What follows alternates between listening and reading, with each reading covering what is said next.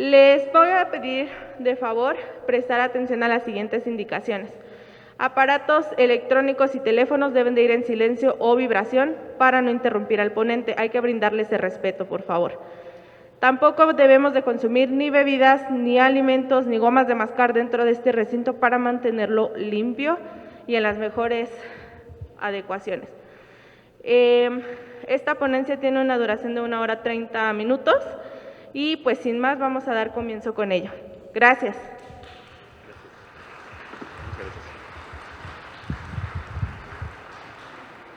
Buenas tardes. Muchas gracias. Buenas tardes, muchas gracias. De verdad, me da muchísimo gusto que nos acompañen en esta ocasión, en esta calurosa tarde de sábado, para presentar un libro de verdad maravilloso, un libro que me atrevo a decir nos puede cambiar la vida. De verdad, así se los digo. Un libro que toca temas que a todos nos atañen, toca temas que de alguna manera a todos nos han pasado por circunstancias que tienen que ver con la pérdida de un ser querido. ¿Y qué mejor para hablar de estos temas que Mario Guerra? Mario Guerra, como todos ustedes saben, no solo es el rockstar del amor, es un también experto en temas de pareja y un tanatólogo. Y más allá de esta sabiduría que concentra Mario Guerra en sus programas de radio, en sus colaboraciones escritas y en sus libros, más allá de todo esto, Mario es un ser humano de una calidad extraordinaria. He tenido la fortuna de trabajar varios libros con Mario Guerra y con estos procesos editoriales me ha demostrado no solo ser, como les digo, un autor riguroso con su trabajo, sino un gran ser humano. Y los últimos 2 libros, me atrevo yo a decirlo, han tenido que ver con cosas que incluso él ha tocado de manera muy personal, que son el anterior, Del otro lado del miedo, y en este caso Del otro lado de la tristeza. Cuando estábamos trabajando este libro, yo sin temor a equivocarme puedo decirles que aprendí muchísimas cosas que me van a cambiar la vida, porque tenía ideas preconcebidas respecto a la pérdida de un ser querido y gracias a Mario mi visión de las cosas es diferente.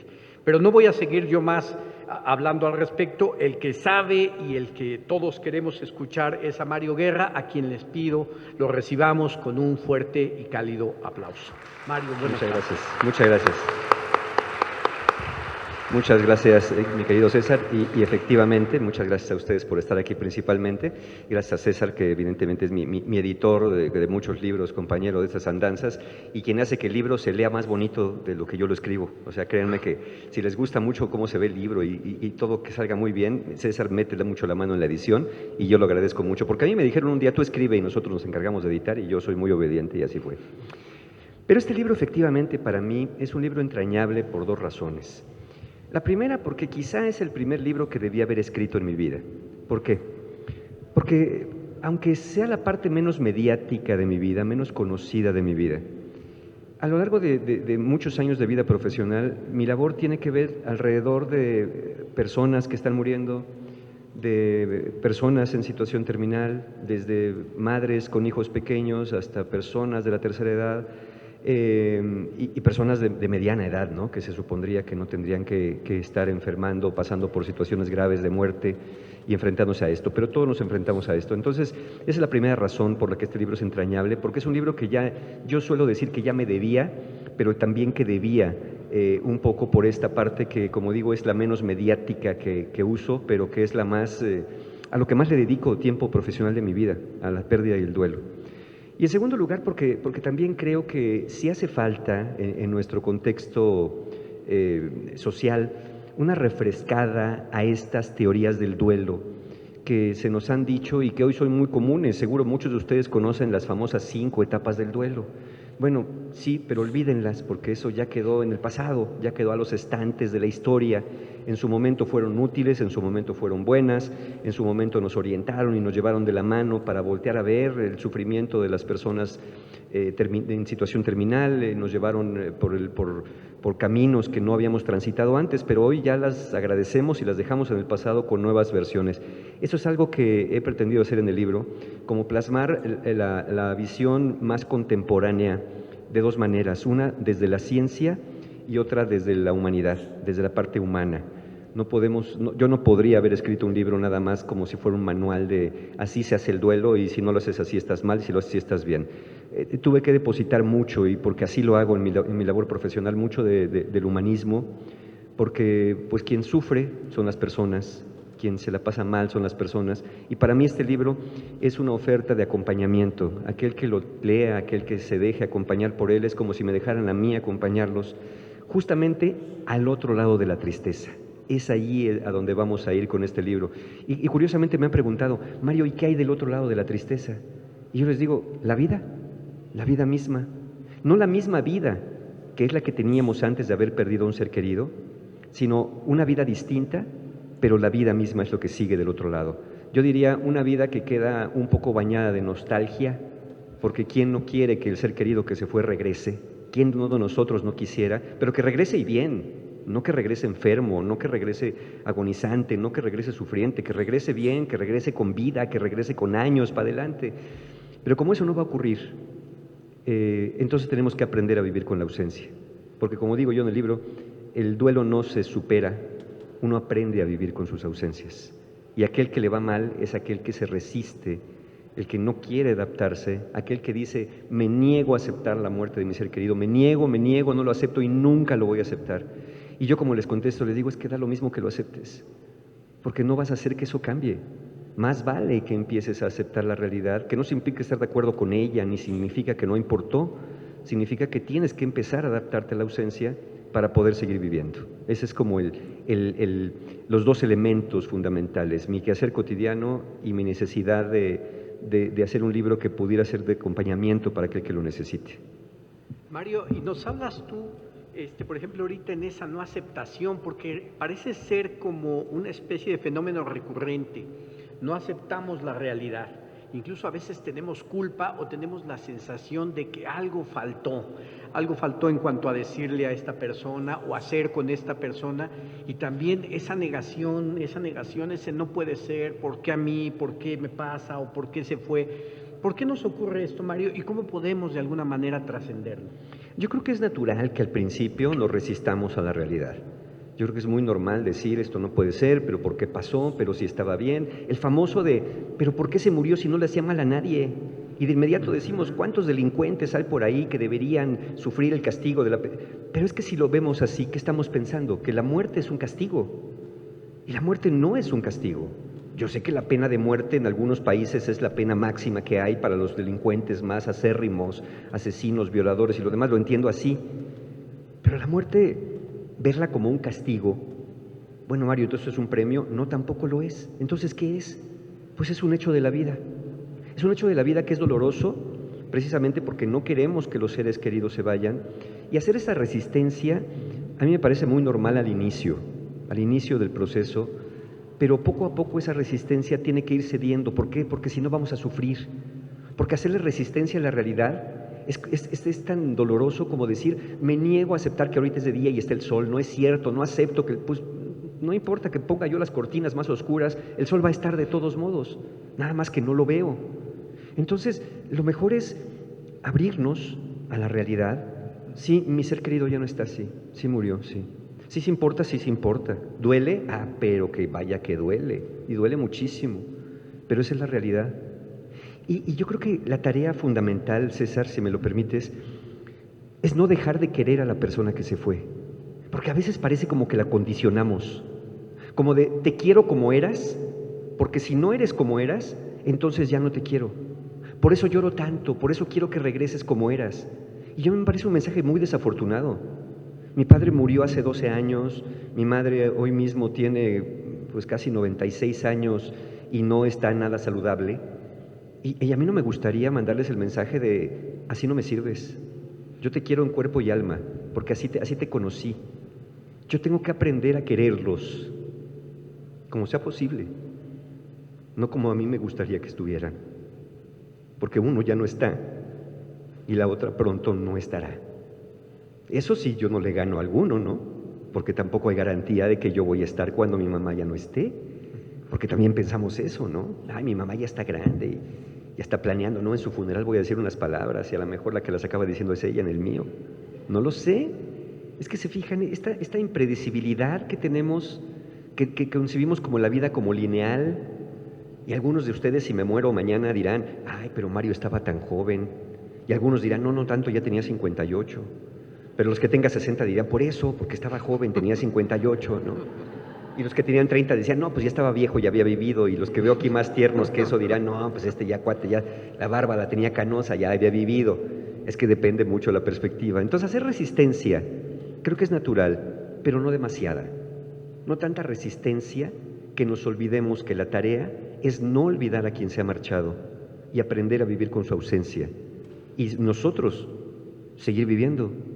Pero ¿cómo, Mario? ¿Seguir viviendo como si no importara? No, seguir viviendo con todo lo que importa la ausencia. No, no como si no importara, importa. Pero hagamos lo que hagamos, no van a volver de la manera en que estaban. Van a estar de una manera distinta y así tenemos que aprender a quererlos, creo yo.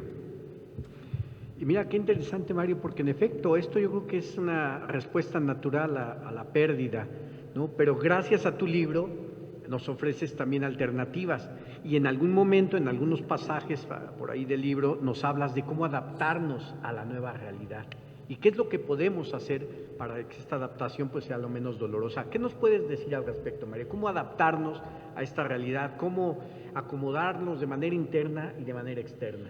Sí, mira, yo creo que parte del mapa de ruta tiene que ver con, estamos un rato en la pérdida y en la tristeza y en no quiero ver a nadie y no quiero hablar a nadie, pero luego estamos un rato en la vida cotidiana, de no, espera, me tengo que ir a trabajar, me tengo que bañar, tengo que comer, tengo que seguir con las cosas que tengo que hacer, le tengo que regar las plantas, darle de comer al gato, barrer la entrada y hacer la cama.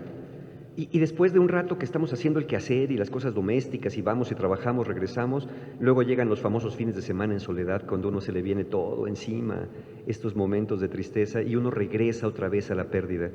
Entonces el camino, el que yo propongo en el libro, y no es una teoría que yo haya desarrollado, sino digamos que es la teoría más contemporánea que podemos encontrar, es una cosa que se llama el modelo dual.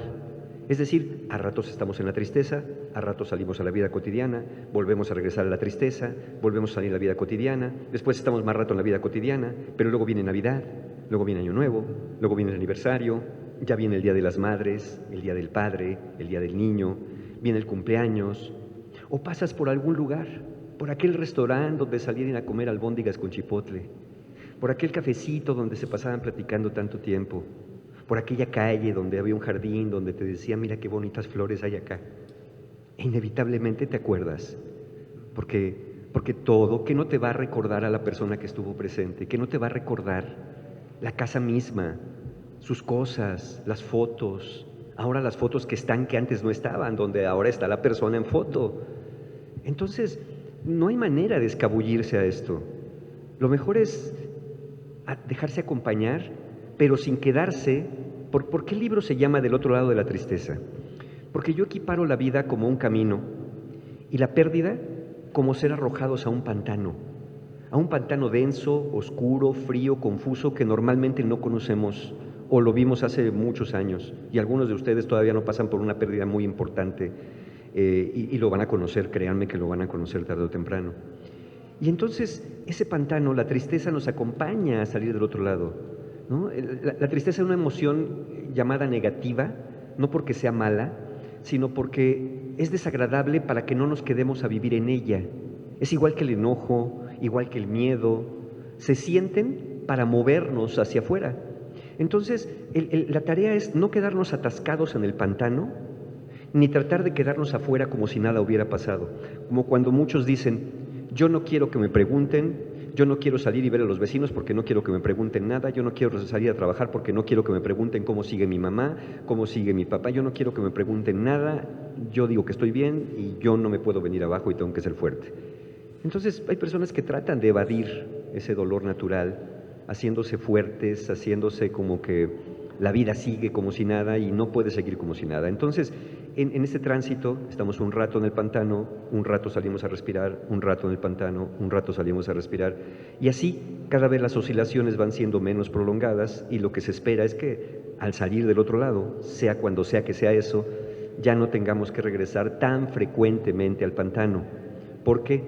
porque yo como cito en el libro a John Bowlby, un gran teórico del apego y de la pérdida, dice John Bowlby, ¿el duelo cuándo acaba? El duelo nunca acaba, solamente que cada vez que pasa el tiempo irrumpe con menos frecuencia y yo agrego con menos intensidad también. ¿Pero cuándo va a acabar? Muchas personas en terapia me han dicho, Mario, es que ¿sabes por qué voy a la iglesia, al cementerio? ¿Por qué tengo la foto, su habitación congelada ahí? Porque no quiero que se me olvide mi ser querido. Y yo los miro de verdad con cariño y les digo, es que hagas lo que hagas, no se te va a olvidar. Hagan ustedes el intento, piensen en un ser querido que haya vivido hace muchos años. Mi abuelita que murió en el 77, yo tenía 11 años cuando murió mi abuelita. Bueno, no la recuerdo todos los días, pero no se me olvida. No se me olvida que jugaba yo dominó con ella, no se me olvida que jugábamos a la lotería mexicana, no se me olvida que me hacía sopa, no se me olvida que me querí. ¿Cómo se me va a olvidar? ¿Cómo se les va a olvidar a ustedes? Aunque hicieran el esfuerzo consciente, bueno, ¿se imaginan las parejas divorciadas que dicen, Mario, ¿cómo le hago para olvidar a mi ex? Y yo, no hay manera. No hay manera que se te olvide. ¿Consiguiéndose otro, Mario? Consiguiéndose otro, tendrán otro más que acumular para el siguiente divorcio, ¿no? No hay forma, ni aun queriendo olvidar a alguien con el que tuviste una vida, uno dice de infierno, el otro dice lo mismo, pero bueno, ni aun así vamos a olvidar. Imagínense cómo vamos a olvidar a alguien a quien amamos tanto.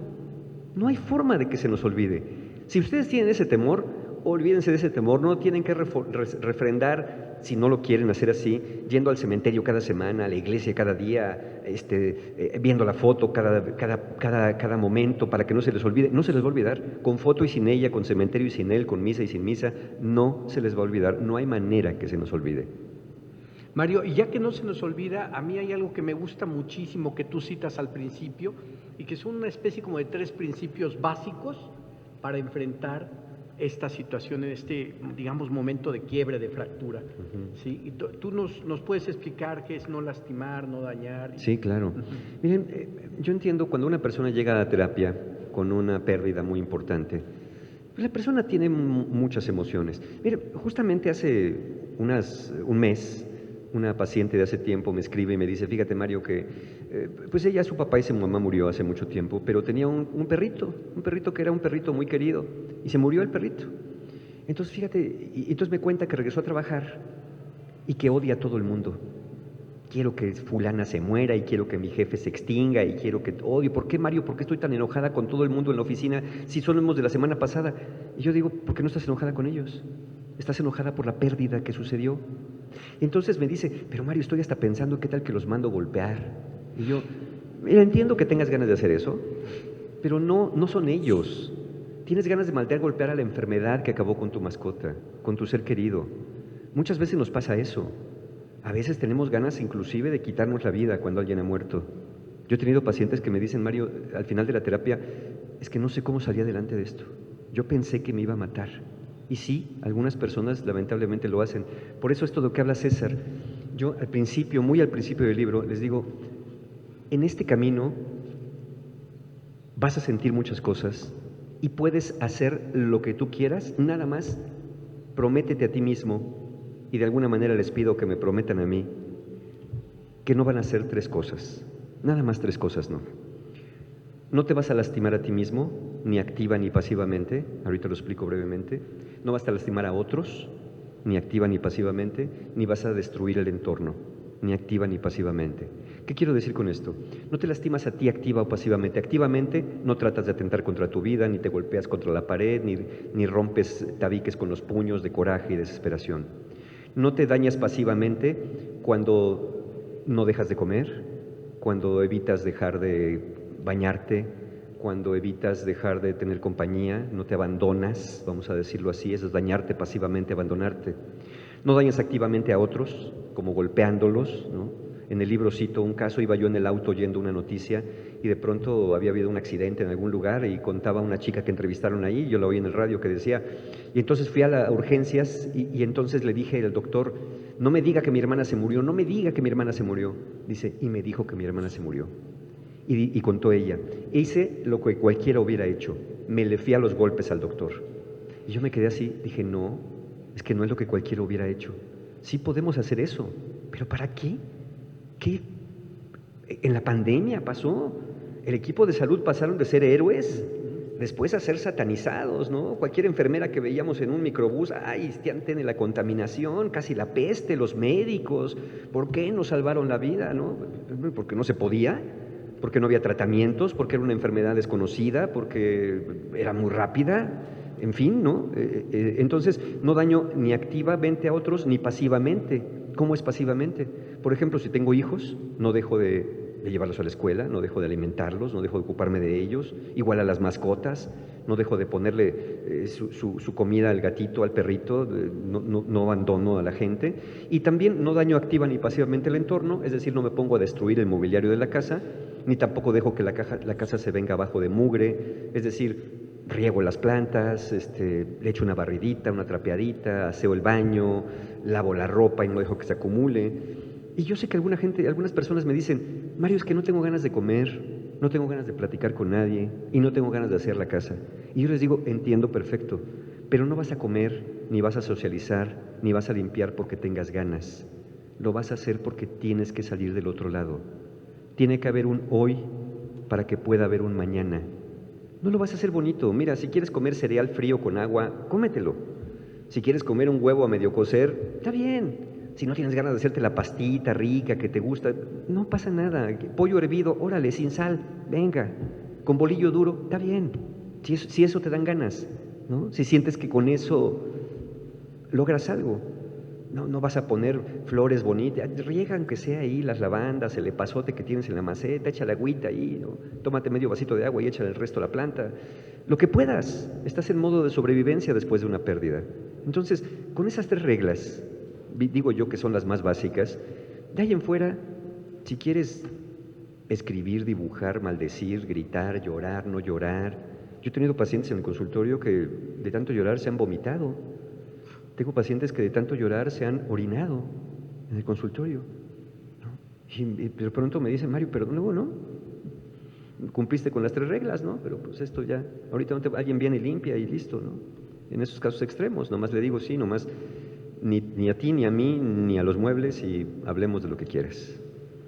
¿No? Y bien dije al principio que el libro es maravilloso y hay una cosa que a mí me llenó de esperanza y creo que a ustedes cuando lo lean les ocurrirá lo mismo, porque mencionaste hace rato que un paciente te dijo, híjole, ¿cómo salí de esto? ¿No? Que sí. Fue tan terrible que incluso piensa uno que uno se va a ir con esa persona que amamos. Y hay un capítulo que dice, eres más fuerte de lo que tú crees. Sí. ¿No? Sí, y yo sé que muchas veces nos dicen, es que tienes que ser fuerte. Y a mí si me dijeran eso, yo les diría, lo estoy siendo, por eso estoy aquí, lo estoy siendo. Esta es la fortaleza. Si no tuviera fortaleza, no me hubiera levantado de la cama esta mañana. No tengo ganas de levantarme, no tengo ganas de vivir, punto. No me pidas que sea más fuerte de lo que soy, porque estoy siendo más fuerte de lo que tú crees, al haberme levantado, al haberme vestido, al haberme peinado. Bueno, yo no ustedes, pero... Al estar platicando contigo, ya necesito mucha fortaleza, porque esa es la fortaleza que tenemos cuando hemos perdido. Para cruzar un pantano, imagínense con el lodo hasta las rodillas o más arriba, en un ambiente denso, como tipo arenas movedizas, claro que necesitas una fuerza brutal para poder avanzar 1 metro o 2 metros. Sin esa fuerza no avanzas. Entonces, claro, somos más fuertes de lo que pensamos. Porque, por ejemplo, la tanatología, esta ciencia que estudia ahora las pérdidas por la muerte y etcétera, etcétera, como medio la conocemos, empieza por ahí de los años 60, de 1960. Estoy hablando de cuando yo nací, en aquella década. Y ahora existen personas con mi profesión, ¿no? Tanatólogos, expertos en pérdidas, en duelo. Ok, muy bonito. ¿Cómo le hicieron nuestros ancestros para salir adelante sin tanatólogos? ¿Cómo le hacía la gente antes de 1960? ¿Cómo le hacía? Pues le hizo en 1960, en 1560, en 1160 y 1000 años antes de Cristo. Le hizo. Hemos podido salir adelante de nuestras pérdidas sin tener ningún especialista que nos guíe.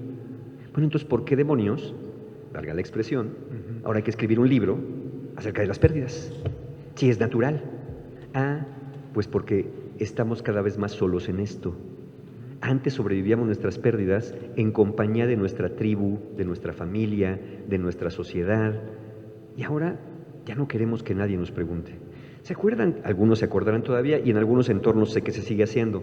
Cuando alguien se moría, que se ponía un moño negro en la casa afuera, que la gente se vestía de negro, o se ponían un crespón negro en el brazo, y que ahora nos han dicho, no te vistas de negro porque te vas a deprimir. Yo digo, como si el color deprimiera. O sea que te muere alguien, te vistes de blanco y te sientes feliz.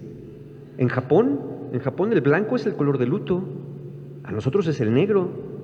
De hecho, el color negro es mejor para el sol. Filtra más los rayos ultravioleta que el blanco. Uno cree que es al revés, ¿no? Pero ese es otro tema para otro libro. Entonces este tránsito que hemos hecho, lo hemos vivido en soledad y ya no sabemos qué hacer. Llegó la ciencia y nos dijo, mira, no existe el más allá, no existen los ángeles, ni el infierno, ni el purgatorio, no existe nada. Todos somos seres biológicos, no hay alma, no hay espíritu. Llegó la ciencia, una parte de la ciencia, no toda, porque la ciencia seria todavía dice, yo no he podido demostrar que no exista nada de eso. Pero la ciencia arrebatada dice, eso no existe. Y uno lo creyó, ay, sí es cierto, no hay nada más. Y nos quedamos así de, ¿y ahora? ¿Y no hay más allá? ¿Y no hay cielo? ¿Y no me voy a reencontrar con mis seres que, ¿y ahora? Y la ciencia dice, no, a mí no me preguntes, yo nomás te dije que no existía, pero pues ahí hazte bolas, ¿no? La cultura nos ha dicho, esto tú puedes salir adelante, no le cuentes tus penas a nadie. Si eres fuerte, tienes que poder por ti mismo, por ti misma. No le cuentes a nadie tus penas. Y ahí va uno muy obediente, sí, no voy a contar mis penas. Pero es que sí se hacía el duelo en compañía de los demás, de familia, de amigos, de gente empática, que a mí me enseñaron esto. Me acuerdo cuando iba con mi papá en algún momento en el coche, veíamos una casa con un moño negro, o íbamos caminando por la calle y me decía, baja la voz aquí. Y yo, ¿por qué? Baja la voz.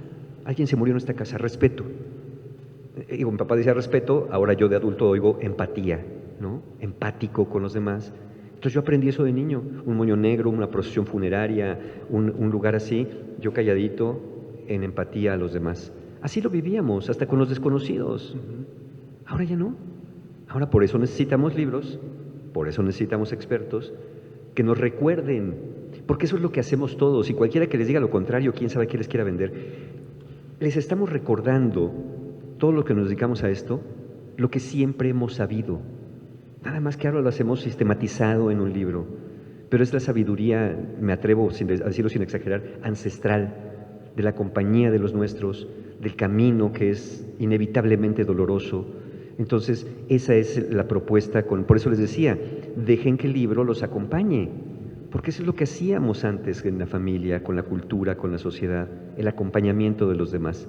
Por eso es que hoy necesitamos, ¿no? La ciencia nos arrebató la fe, la ciencia nos arrebató la esperanza, pero no nos dio nada a cambio. Tenemos que retomar algo de esto. Por eso yo en el libro me ocupo de decir, a ver, para los que crean que hay alma, espíritu, energía, y los que no crean en nada de eso, hay recuerdo, hay genética, pero cualquiera que les diga que no hay nada después de morir, pues que nos diga cómo sabe. Y cualquiera que les diga todo lo que hay, que les diga cómo sabe. Yo quiero pensar que algo hay, porque esa fe me da la esperanza de un reencuentro futuro, o de yo regresar en otras formas más adelante, no lo sé. Y si no es verdad, bueno, ¿qué daño hizo sentirlo así? Entonces creo que en este tránsito podemos tomarnos de aquello que nos haga sentido, que al final la verdad debe ser una o múltiples y ya la averiguaremos. Yo les prometo una cosa, nomás déjenme verlos rapidito, ya los vi, pero sí. Les prometo una cosa, todos los que estamos aquí, máximo en 120 años vamos a estar muertos. Máximo. Algunos antes. Pero todos aquí, máximo en 100, y nomás porque veo unos muy chiquitos, ¿no? Digo, vaya a ser. Pero máximo 120, por ahí así. Si no me reclaman. Y ya vamos a averiguar. Pero mientras llegamos allá, vamos a aprender a vivir aquí con nuestras pérdidas, honrando de alguna manera a los que ya no están. Porque a mí se me haría muy duro decirle a mi ser querido, te fuiste, y la gente que lo dice, te fuiste y te llevaste toda mi alegría, te llevaste toda mi felicidad y te llevaste todas mis ganas de vivir. Y yo digo, ¿en serio? ¿Ahora resulta que mi papá se murió y aparte es un ladrón? No, yo no le puedo achacar eso a él. A ver, los invito a hacer un ejercicio. Aquellos que estén pasando por una pérdida actualmente y que digan, ¿por qué te fuiste y te llevaste mi felicidad? Pónganse del otro lado. Imagínense que ustedes son los que se murieron y que su ser querido desde acá les diga, te llevaste toda mi felicidad. Y uno dirá, bueno, chin, perdóname, no me la quise traer, pero ¿que no te dejé nada? ¿De verdad no te dejé nada? ¿No te dejé nada bueno en la vida? ¿No te dejé al menos un recuerdo? ¿No te dejé al menos algo que te provoque alegría? ¿De verdad soy ese ser ladrón que se robó todo y no te dejé nada a cambio? ¿No sería muy injusto pensar que el que se murió no nos dejó nada? Claro, uno ve lo que perdió, pero difícilmente ve lo que nos dejaron. Claro que nos dejaron muchas cosas, nada más que hay que saber mirarlas para rendir homenaje y agradecer. Gracias a lo que me dejaste, hay cosas que quiero conservar y cosas que no quiero conservar, y sin embargo ahí las tengo, ¿no?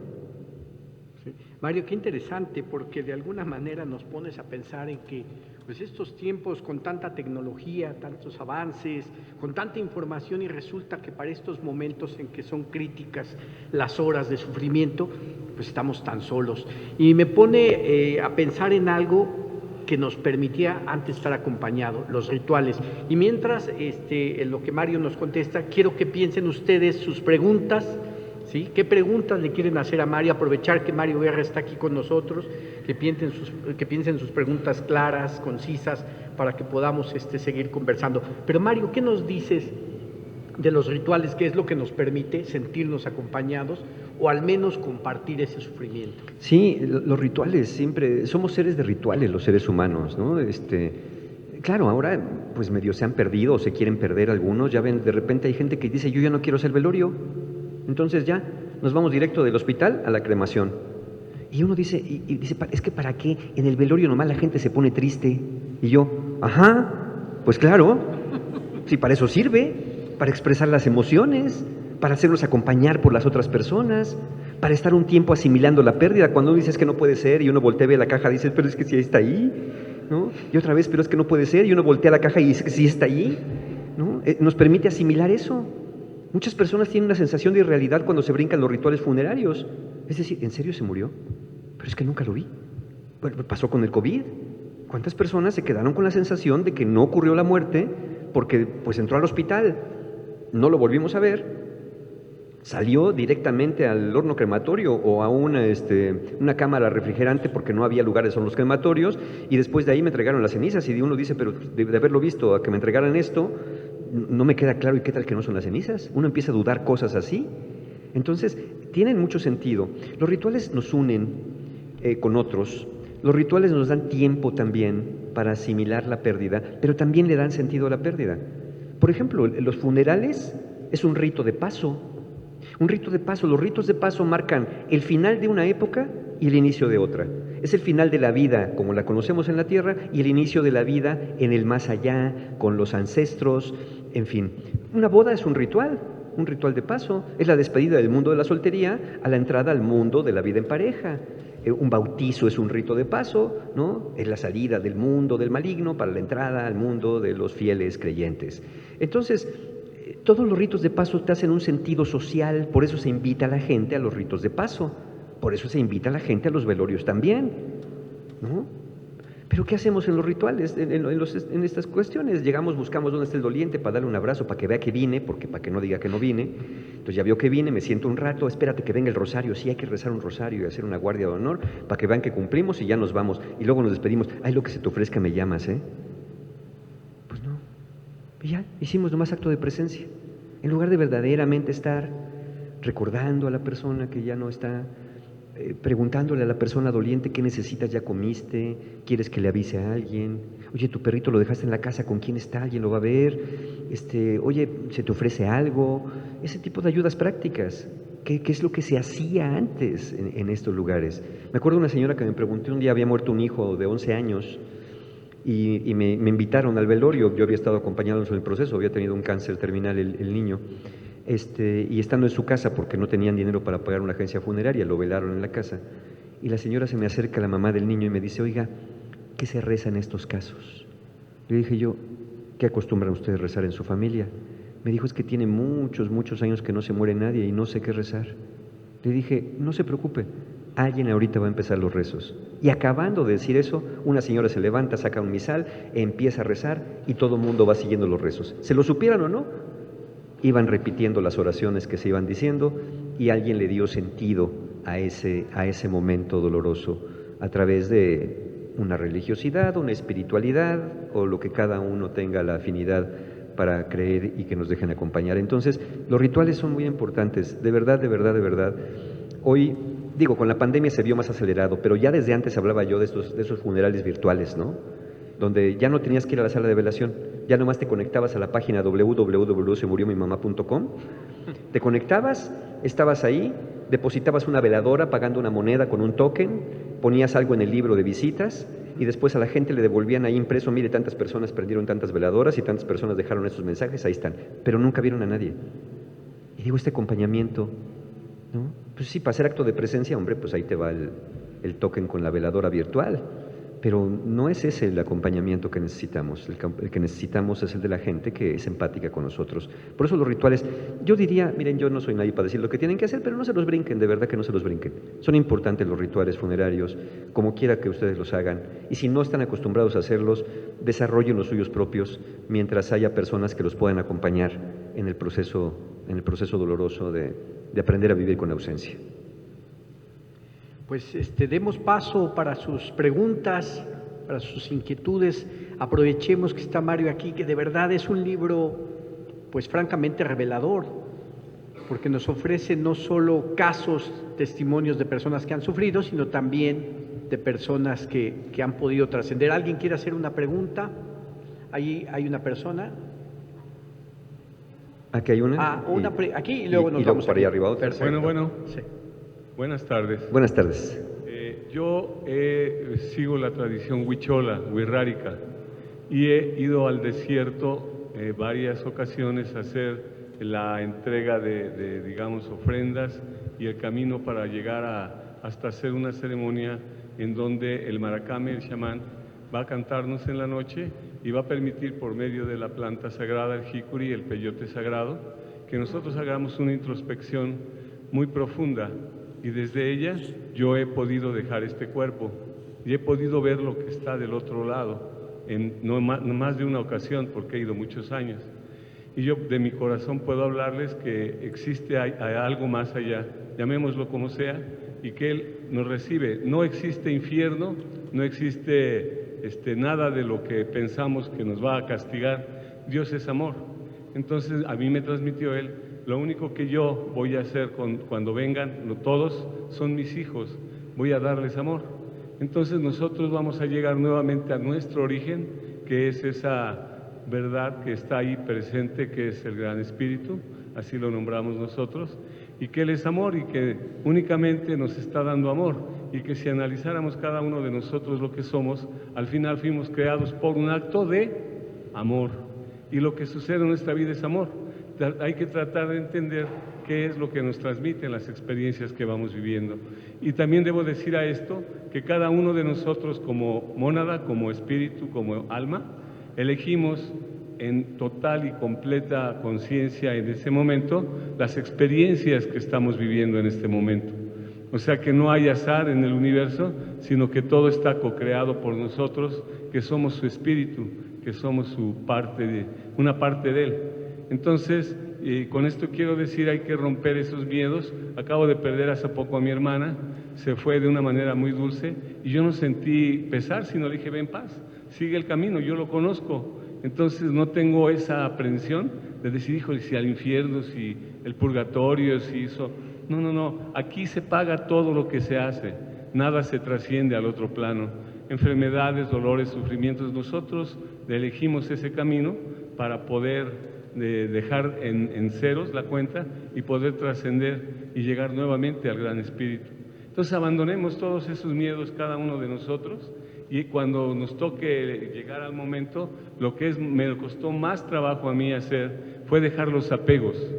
Que mi casa, que mi carro, que mis hijos, que la manga, no es nada nuestro, hermanas y hermanos, todo es pasajero, pero creemos que es nuestro, y en el momento en que hacemos esa transición de dejar esta materia que es muy corta su duración y es muy pesada para lo que es nuestra esencia, nos cuesta ese trabajo, pero una vez que hacemos dejar todo eso, es maravilloso. Lo que recibimos allá es algo tan maravilloso que de verdad es lo mejor que podemos aspirar. Entonces, eso que hablas tú es el temor que nos han infundido religiones, creencias, ancestros, que a base de las religiones para tenernos avasallados en su medio y con miedo, nos dicen infierno y todo lo demás. No existe. Justo este libro es para ese momento doloroso del tránsito. Gracias. Gracias. Y justo hay una parte donde hablo del amor y la esperanza, como los ejes fundamentales para poder salir del otro lado. Amor y esperanza. Ese es como el camino, y creo que va muy, muy a cuento con esto que nos está contando. Muchas gracias. Muchas gracias. ¿Alguien más había por allá? Sí. Unas 4 personas más. Bueno, ¿Qué tal? Mi nombre es Roberto. Primero quiero felicitar al autor por un libro tan oportuno. Pues vamos saliendo de esta crisis sanitaria, pero es un libro muy, muy oportuno. Nos va a los que tengamos oportunidad de leerlo, nos va a dar muchas herramientas para poder, pues no solamente las pérdidas físicas, o sea, y ahí va mi pregunta: ¿cómo aplicar muchos de estos principios, estas enseñanzas que en el libro, pero no solamente en las pérdidas físicas, sino perdió mucho uno, no solamente a un ser querido, sino mucho de lo que teníamos preconcebido, pues los patrones fueron cambiando. ¿Cómo aplicar las enseñanzas a la vida cotidiana? No solamente a la pérdida de un ser querido, sino a la vida, no sé, es que perdimos muchas cosas, mucha gente perdió trabajo, mucha gente, pues perdieron muchas cosas, no nada más a un ser querido. Entonces, ahí va la libertad, muchas cosas que teníamos, las perdimos y nos fuimos deshumanizando. Entonces, pues ahí va mi pregunta, sí. Y felicitar. Muchas gracias. Sí, efectivamente, yo perdí muchas cosas: la salud, la esperanza, el ingreso, la confianza, la seguridad, todas esas cosas se perdieron. ¿Cómo podemos llevar este libro a eso? Yo creo que se puede hacer de la misma manera, donde estamos un rato en este momento doloroso, reconociendo, pues sí, perdí el trabajo, sí importa, sí, pero la pregunta es, ¿qué voy a hacer con esto? ¿Cómo voy a seguir avanzando? Por eso les decía, no es quedarse atascados en el pantano, sino a pesar de estar en el pantano, siempre estar buscando la salida de él, porque hay un otro lado, esa es la esperanza. Hay esto de lo que hablaban, algo que ya no provoca temor, algo que ya no provoca miedo. Hacerse la pregunta, ¿por qué no voy a poder con esto? En lugar de, nos preguntamos mucho, ¿cómo le voy a hacer? ¿Cómo le voy a hacer para salir adelante? En lugar de preguntarnos, ¿por qué no he de poder? No sé si voy a regresar a lo mismo, no sé si voy a poder a recuperar lo que tenía, no sé. Pero esto no va a ser lo que va a acabar conmigo. Sí, perdí aquel trabajo tan conveniente, tan bueno que tenía. Bueno, a lo mejor voy a agarrar otro no tan conveniente, no tan bueno de momento, y voy a tener que reempezar de alguna manera. Tenía yo un paciente que tuvieron una pérdida económica brutal a sus 69 años de edad. Pero lo perdieron todo. Entonces la esposa le dice a él, dice, mira viejo, ya no somos jóvenes, no nos podemos levantar como cuando éramos jóvenes a las 5 de la mañana para trabajar y producir y recuperar. Ya no vamos a recuperar lo que perdimos y no nos vamos a levantar a las 5 de la mañana porque ya no tenemos edad. Nos vamos a levantar a las 9 y vamos a hacer lo que podamos para salir adelante. Pero de esto también vamos a salir. Y entonces creo que el camino es ese, ¿no? No preguntarnos cómo iré a poder, sino por qué no habría de poder. ¿Por qué no habría de poder seguir adelante a pesar de mis pérdidas, a pesar de estos reveses? ¿Por qué no? ¿Por qué no en honor a los que ya no están? ¿Por qué no en honor a mí mismo, al yo del pasado? Para que los yo del pasado digan, gracias a ti que no te viniste abajo, lo que hicimos valió la pena a pesar de aquello que pasó. Es esta perseverancia este espíritu humano, finalmente, de los que nos quedamos acá, de no detenernos, porque la vida es vida y la vamos a seguir viviendo, no sé si de la misma manera, pero de la mejor manera posible. No sé si esa respuesta te ayuda. Muchas gracias. Buenas tardes. Esta última pregunta, sí, Sí, adelante, buenas muchas tardes. gracias. Bueno, un gustazo ver a Mario Guerra, el rockstar del amor. Gracias. Mi pregunta, ¿cómo se le hace para aceptar? ¿Para qué, perdón? Para aceptar. ¿Existe un ABC de la aceptación? Porque, pues sí, hay luz, ¿no? Y aunque yo lo quiera negar, sigue existiendo. Pero no es fácil aceptar. ¿Cómo se le hace? Gracias. ¿Cómo se le hace para aceptar? Vuelvo un poco al ejemplo. La pregunta es, ¿cómo estoy poniendo resistencia? Aceptar es natural. Aceptar es natural.